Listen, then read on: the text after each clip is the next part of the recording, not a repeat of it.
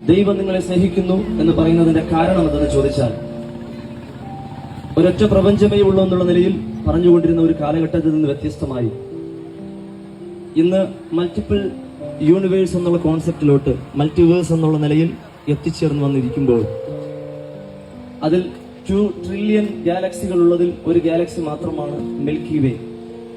ഈ മിൽക്കി വേയിൽ 100 to 400 billion stars ഉള്ളതിൽ ഒരു സ്റ്റാർ മാത്രമാണ് സൂര്യൻ.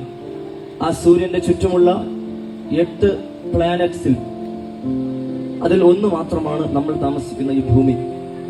ആ ഭൂമിയിൽ 71% വാട്ടറും ബാക്കി 29% മാത്രമാണ് ലാൻഡ്.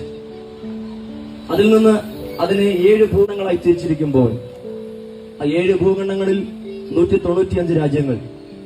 ഈ 195 രാജ്യങ്ങളിൽ ഒരു രാജ്യം മാത്രമാണ് നമ്മുടെ ഭാരതം, നമ്മുടെ ഇന്ത്യ. ഈ ഇന്ത്യയിൽ 28 സംസ്ഥാനങ്ങൾ.